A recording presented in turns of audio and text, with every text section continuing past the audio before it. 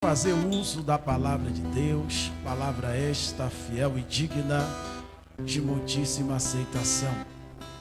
Quero louvar a Deus pela vida do pastor dessa igreja, ao qual nos externou o convite, pastor Márcio Sena. A minha oração é que Deus continue com a sua mão estendida sobre a vida dele, sobre o seu lar e confirmando o espaço dele nesse lugar. Trago um abraço do meu pastor local, pastor Álvaro Barbosa, da Assembleia de Deus, Ministério Paripe. Quero louvar a Deus também pela vida da minha amada esposa Juscelia Lopes e meu filho Elbert Daniel. Louvar a Deus pela vida de toda esta amada igreja. Deus abençoe a vida do vice-pastor deste lugar, pastor Everaldo. Estamos em amigos, em meio a famílias. Deus abençoe também o pastor Sérgio, presbítero Sérgio. Meus irmãos, abra a sua Bíblia, por favor.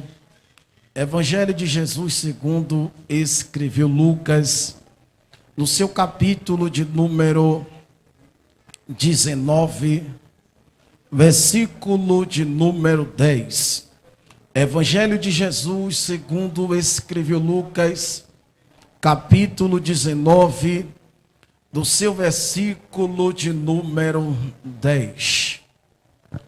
Quem achou, diga: eu amo a Bíblia. Pode ser melhor, pode ser melhor. Quem achou, diga: eu amo a Bíblia. Maravilha. Leiamos para ganhar tempo. Porque o Filho do Homem veio buscar e salvar o que se havia perdido. Levanta o dedo de servo, de profeta ou de profetisa, aponta para seu vizinho da esquerda ou para a direita, diga para ela, diga para ele: a cruz esvaziou. Jesus está vivo. De novo. A cruz esvaziou. Jesus está vivo. Você crê? Uma mão levantada é pouca. Levanta as duas e dá um glória a Deus. Querido santo de Deus, podeis assentar. O texto ora lido, Evangelho de Lucas, apresenta Jesus como Filho do Homem, o homem perfeito. Lucas é conhecido como médico amado. Há duas versões sobre a sua nacionalidade. A primeira admite que ele era um dos judeus da dispersão. A outra afirma ter sido ele um gentil, pois não aparece na lista dos circuncidados, apresentada por Paulo aos Colossenses, capítulo 4, versículo 10 e 11. Somente no versículo 14, o seu nome é mencionado. A ideia mais acertada aqui é a segunda versão. Lucas não foi apóstolo nem discípulo de Jesus, mas um médico amado. Conheceu o mestre através daqueles que transmitiram os fatos e os ensinos de Jesus. O próprio Lucas escreveu o evangelho que tem o seu nome, possivelmente, entre os anos 60 a 63 depois de Cristo. Divide-se o livro de Lucas em três seções. Primeira, início do ministério público. Segunda, jornada para Jerusalém. Terceira, últimos dias e ressurreição. O texto ora lido, Lucas capítulo 19, versículo de número 10, diz a Bíblia: porque o Filho do Homem veio buscar e salvar o que se havia perdido. E o tema desta minha ministração é: a cruz esvaziou. Jesus está vivo. O primeiro ato que eu quero falar nesta noite é o ato da salvação. João capítulo 3, versículo 16, está escrito assim: porque Deus amou o mundo de tal maneira, que deu seu Filho unigênito, para que todo aquele que nele crê, não pereça, mas tenha a vida eterna. Esta expressão de tal maneira, ou seja, não há como mensurar o grandioso amor de Deus, como também não há como mensurar esta tão grande salvação. A salvação humana só foi possível porque Deus nos amou de maneira inexplicável. Esta frase fala da intensidade do amor de Deus para com toda a humanidade. O amor fraternal falha, o amor conjugal falha, o amor paternal falha, o amor paternal falha, o amor maternal falha, todas as demais formas de amor falha. Porém, o único amor que não falha é um amor ágape. Esse amor jamais acaba. Esse amor é genuíno e verdadeiro. Perceba que tanto que o amor materno falha, que Isaías escreve, Isaías, seu nome significa o Senhor salva, o Senhor é a minha salvação. Isaías, no seu capítulo 49, versículo 15, ele disse: pode uma mulher esquecer-se tanto do seu filho que cria, que não compadeça do seu filho no ventre, mas ainda que ela se esquecesse dele, eu todavia não me esquecerei de ti. E salmista Davi escreve no Salmo 27, verso de número 10, dizendo: porque quando meu pai e minha mãe me desamparar, o Senhor me recolherá. O amor paternal falha, o amor de mãe falha, o amor de irmão falha, todas as demais formas de amor falha. Porém, o único amor que nunca vai falhar na sua vida é o amor de Deus. Esse amor não falha. Querido santo de Deus, prestai bem atenção. Em João capítulo 15, versículo de número 12, Jesus chama seu discípulo e diz: independente da denominação, independente que seja pobre e rico, em João capítulo 15, versículo de número 12, Jesus diz a seu discípulo: o meu mandamento é este, que vos ame uns aos outros, assim como eu vos amei. Em primeira epístola universal do apóstolo João, capítulo 4, versículo de número 8, está escrito assim: aquele que não ama não conhece a Deus, porque Deus é amor. Primeira epístola universal do apóstolo João, capítulo 4, versículo de número 11, está escrito assim: amados, se Deus assim nos amou, também devemos amar uns aos outros. Querido santo de Deus, eu fico impactado quando Paulo escreve a epístola de Paulo aos Romanos, no seu capítulo 5, versículo de número 8, ele disse: mas Deus prova o seu amor para conosco em Cristo, morrendo por nós, sendo nós ainda pecadores, logo muito mais agora sendo justificados pelo seu sangue, seremos por ele salvos da ira. E Paulo expressando a grandeza desse amor, Paulo falando da excelência desse amor, Paulo escreve em 1 Coríntios capítulo 13, versículo 1, pega essa palavra: ainda que falasse a língua dos homens e dos anjos e não tivesse amor, seria como metal que soa e como um sino que time.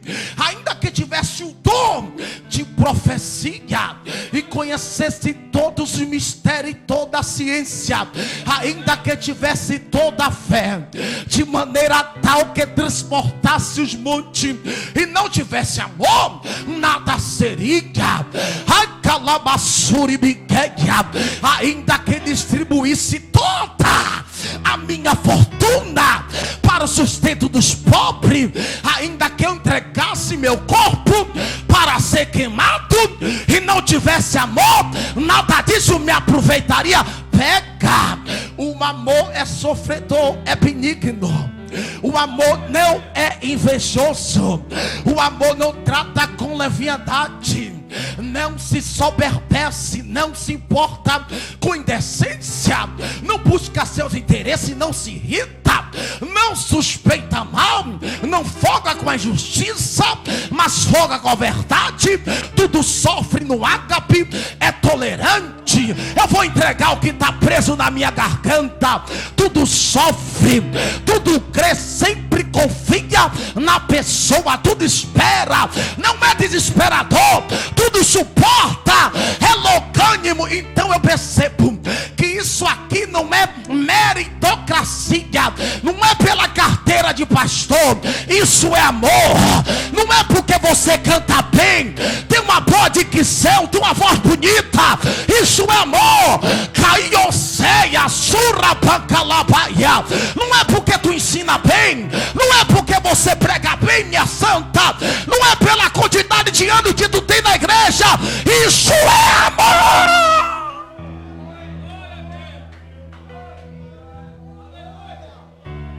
Ai, diga, Deus me ama. Não pode melhorar. Por favor, meu pastor Everaldo, segura esse paletó aqui. Diga, Deus me ama. Eu estou aqui porque Deus me ama. Estou sentindo graça. Ai, acalaia, sédia. Eu estou aqui porque Deus me ama. Ninguém merecia estar aqui. É amor de Deus. Aí eu faço parte da convenção. Deus te ama. Eu andei, eu sei, a sura bandaraia. Deus me ama. O primeiro ato da salvação, diga, o amor de Deus. O segundo ato, preste bem atenção, que eu quero vos falar nesta noite, é expiação. Sem expiação, presbítero Josias, meu amigo, não existiria salvação. Existe basicamente dois tipos de salvação: a salvação comum e a salvação eterna. A salvação comum é quando somos salvos de um perigo qualquer, ou salvos de um acidente, ou de um assalto, ou de outra adversidade. Já a salvação eterna é quando aceitamos Jesus como nosso Salvador e perseveramos nesta salvação até o fim, para obtermos a vida eterna. Ó, para mim aqui, a expiação no Velho Testamentário, na Antiga Aliança, ela acontecia por meio de sacrifício de carneiro, novilho ou bode. Era apenas a sombra da expiação que Jesus Cristo realizaria em prol à humanidade por meio da sua morte. Porque sem derramamento de sangue não haveria remissão. Vou repetir de novo: sem derramamento de sangue, para ver se você pega, não existiria remissão.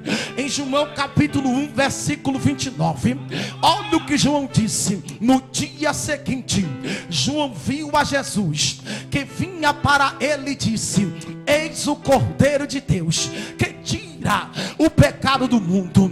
Quando o texto diz eis o Cordeiro de Deus, está apontando aqui para a mortificária de Cristo. O que é vicária? Pregador em favor de outras pessoas, substitutiva em lugar de miseráveis pecadores. Mas João continua dizendo: eis o Cordeiro de Deus. Ó, quem vai pegar? Quem tira o pecado do mundo. Sabe o que o texto está dizendo? Quem perdoa é Ele, quem salva é Ele, quem habilita é Ele, quem Quem me usa é Ele. Quem me unge é Ele. Quem chama é Ele. Quem sara é Ele. Quem capacita é Ele. Quem dá dor é Ele. Quem levanta e ninguém abate é Ele. Quem opera é Ele. Caia sei, Ele é o Cordeiro de Deus que tira o pecado do mundo. Lembro do que está escrito na primeira carta do apóstolo Pedro, no seu capítulo 1, versículo de número 18, ele disse assim: sabendo que não foi com coisas corruptíveis, como prata ou ouro, que foste resgatado da vossa vã maneira de viver, que por tradição recebeste dos vossos pais, mas com precioso sangue de Cristo, como de um cordeiro imaculado e incontaminado. Paulo escrevendo em Colossenses capítulo 1, versículo de número 20, Paulo disse assim: e que havendo por ele feito a paz pelo sangue da cruz, por meio dele reconciliasse consigo mesmo todas as coisas, tanto que está no céu, tanto a que está na terra. Perceba que a reconciliação se dá quando dois inimigos fazem a pazes. O pecado tornou o homem inimigo de Deus, porém quando esse homem se converte, aceita Jesus Cristo, imediatamente esta paz é estabelecida e agora o homem se reconcilia com Deus. Paulo está dizendo: o que havendo por ele feito a paz. Perceba que o sangue de Jesus Cristo derramado na cruz dos Calvários nos reconciliou com Deus. Deus agora está reconciliando o céu com a terra. Deus agora está reconciliando a terra com o céu. Lembro do que Paulo disse em Colossenses capítulo 2, versículo de número 14. Olha o que está escrito: havendo riscado a cédula que era contra nós nas suas ordenâncias, a qual de alguma maneira nos era contrária, e a tirou do meio de nós, cravando na cruz. Esta cédula que Paulo se refere seria o escrito de dívida que vinha acompanhado de homem guardar a lei, que vinha acompanhado de cláusulas penais contra aquele que não cumprisse com a obrigação imposta. Porém, a nossa dívida com Deus era impagável, mas Cristo cancelou. Oh glória!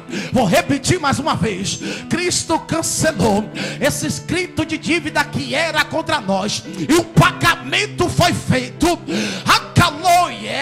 Sai através do seu sangue derramado na cruz. Lembro do que Paulo disse em 1 Coríntios 6, versículo 20: porque foste comprado por bom preço, glorificai pois a Deus no vosso corpo e no vosso espírito, os quais eu vou falar, os quais pertencem minha santa. Quando você se vestir, se vista para glorificar a Deus. O teu falar seja para glorificar a Deus. As tuas ações seja para glorificar a Deus. Quando estiver lá na internet sozinho assistindo o site, glorifique a Deus. Glorificai, pois, a Deus no vosso corpo, os quais pertencem a quem?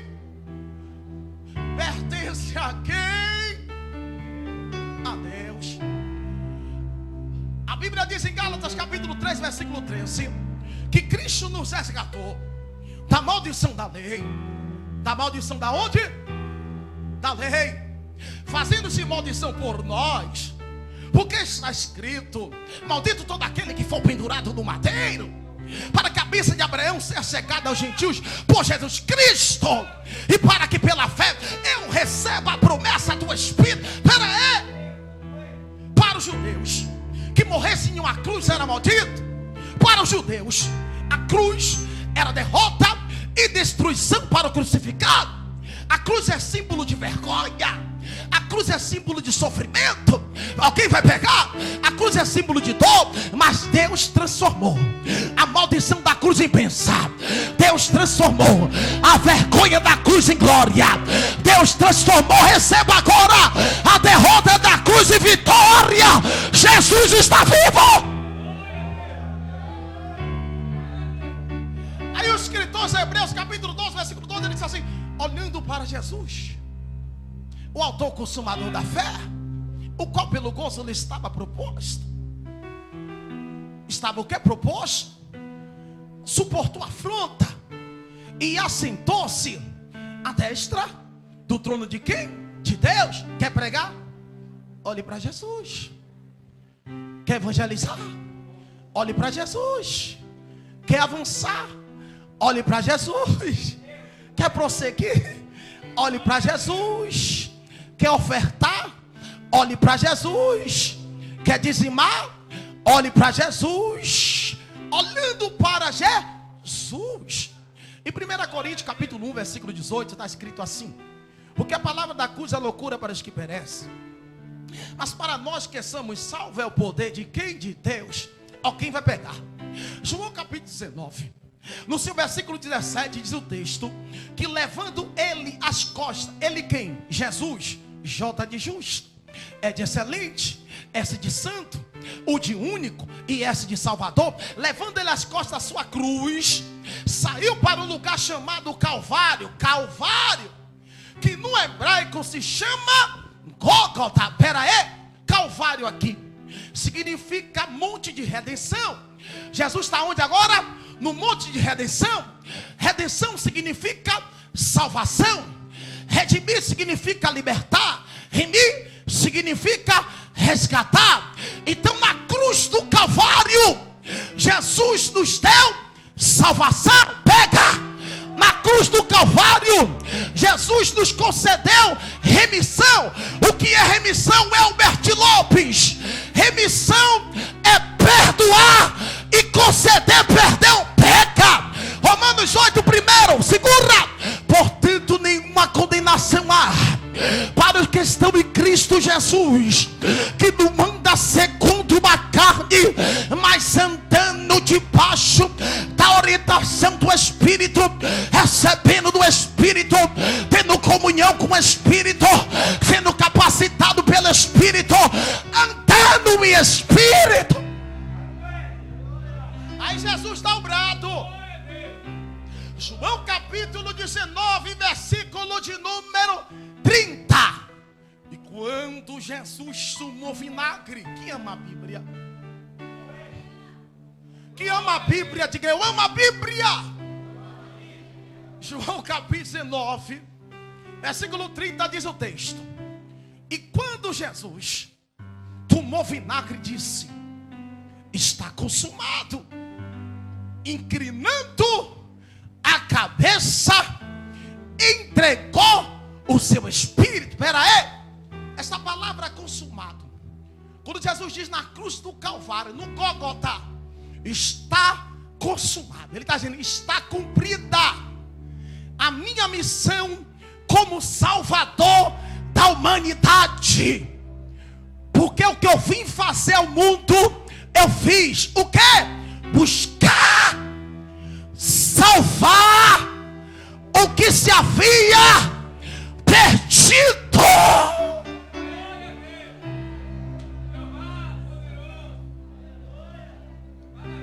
O terceiro ato da salvação, repita comigo em alto e bom som, diga a graça. Diga a graça. Diga a graça.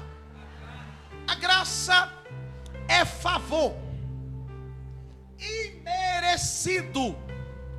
Ninguém merecia e não tinha como merecê-la. A graça também não é licença para pecar.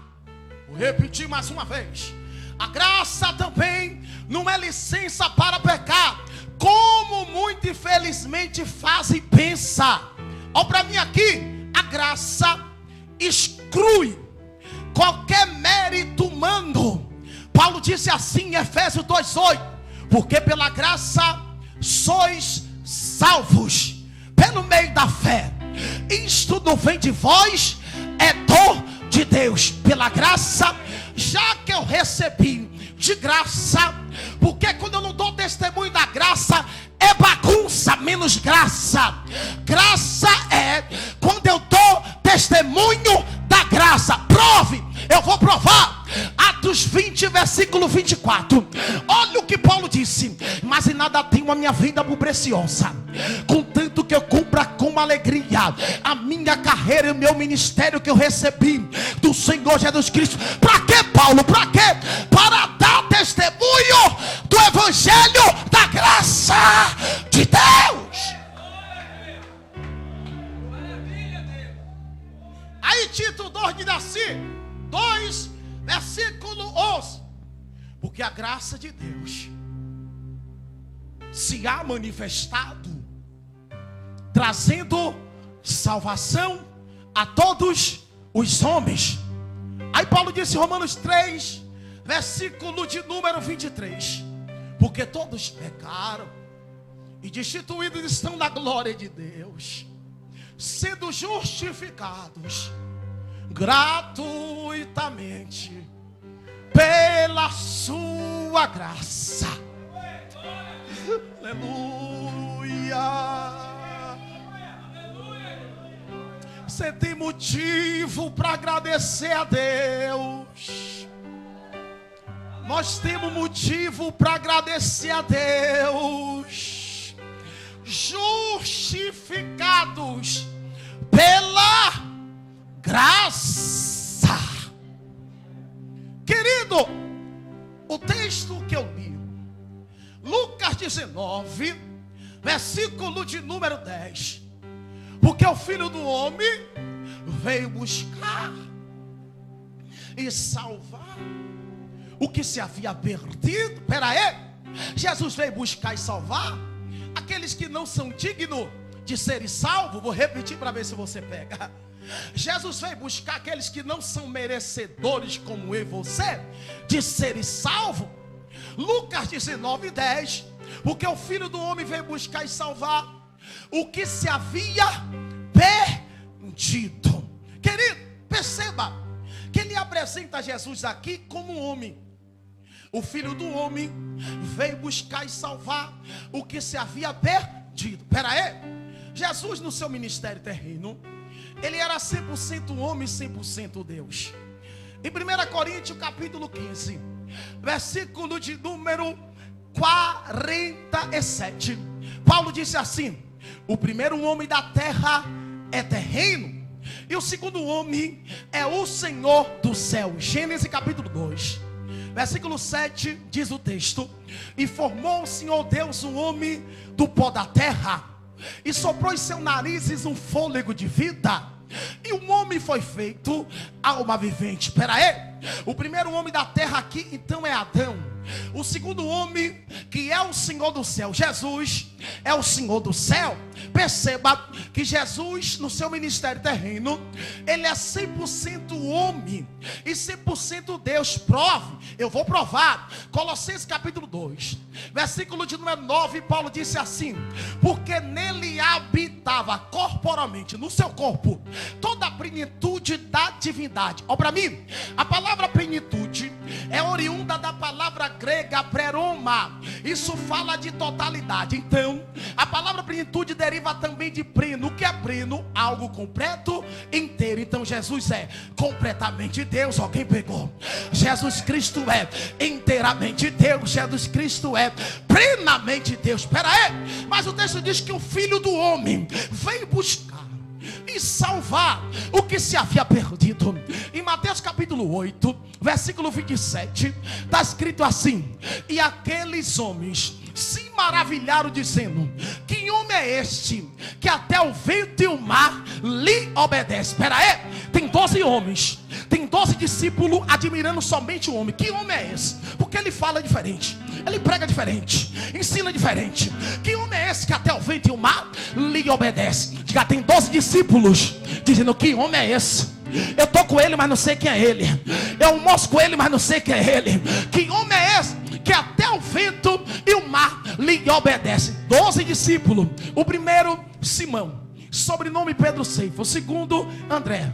Terceiro, Tiago Maior, sobrenome Boanerges. Quarto, João Amado. Quinto, Tiago Menor, o escritor das epístolas. Sexto, Judas, sobrenome Tadeu Lebeu. Sétimo, Filipe. Oitavo, Bartolomeu, sobrenome Natanael. Nono, Mateus, sobrenome Levi. Décimo, Tomé, sobrenome de Dino. 11º, Simão, cananeu de Zelote. 12º, Judas, até Judas Iscariote. Que homem é esse que até o vento e o mar lhe obedece? Diga: esse homem é Deus. É Deus. É Deus. Só Deus pode falar com o vento e o vento obedecer.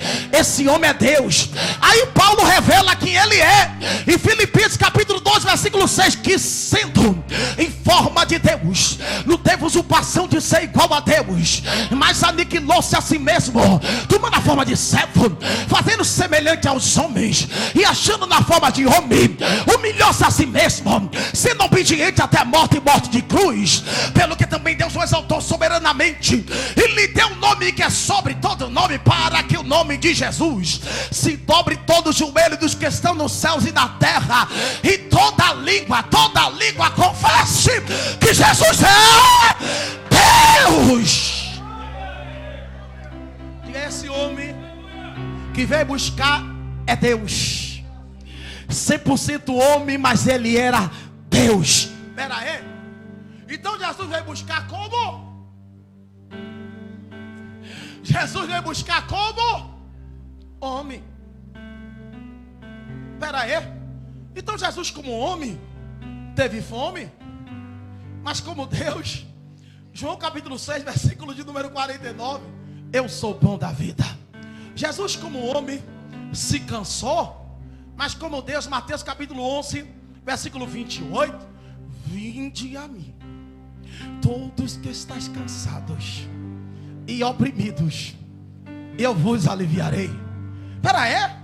Jesus como homem teve sede, mas como Deus. João capítulo 4 versículo 14. Mas aquele que beber da água que eu lhe der, nunca terá sede, porque a água que eu lhe der se fará nele uma fonte de água. Está entendendo aí o mistério? Se fará nele um decalabaçai, uma fonte de água, e a jorrará para a vida eterna. Jesus como homem ele dormia, mas como Deus. Salmo 121 verso 4. Eis que não tosquenejará, nem dormirá o guarda de Israel. Jesus como homem ele chorou, mas como Deus. Apocalipse capítulo 21 versículo 4. Pega essa palavra. Deus limpará de seus olhos todas as lágrimas, e não haverá mais pranto, nem morte, nem clamor, nem dor, porque já as primeiras coisas são passadas. Jesus como homem precisou de uma moeda tirada da boca de um peixe para pagar uma dívida de imposto, mas como Deus. Ageu, seu nome significa festa. Ageu 2:8 está escrito assim: minha prata, meu é o ouro, diz o Senhor dos Exércitos, a glória desta última casa será maior do que a primeira, e neste lugar darei a paz, diz o Senhor dos Exércitos. Espera aí. Jesus como homem, o texto diz que ele se assentou no banco dos céus injustamente para ser julgado por Pilatos e Herodes, mas como Deus. 2 Timóteo capítulo 4 versículo de número 1. Conjuro-te, pois, diante de Deus e do nosso Senhor Jesus Cristo, que há de julgar os vivos e os mortos na sua vida e no seu reino. Pera aí. Jesus como homem ele morreu,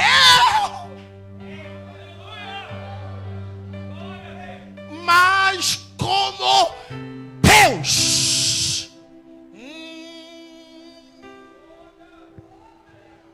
João disse assim na ilha de Pátimo: Glória a Jesus. Capítulo de Apocalipse, versículo de número 17. E eu, quando vi, João, eu vi. Eu estou escrevendo o que eu vi. Ai. Eu estou falando do que eu vi. Eu, quando vi, caí sobre seus pés como morto.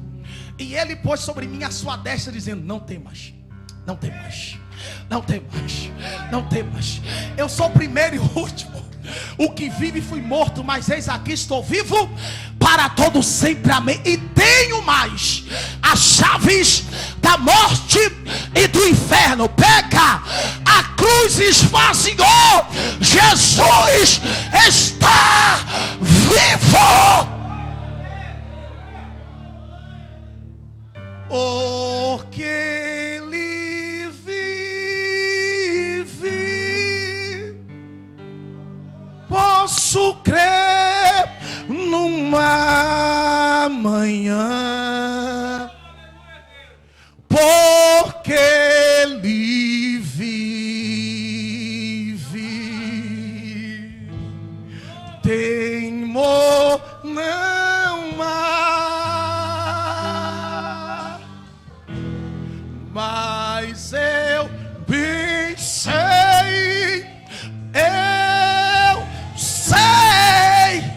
que a minha chamada,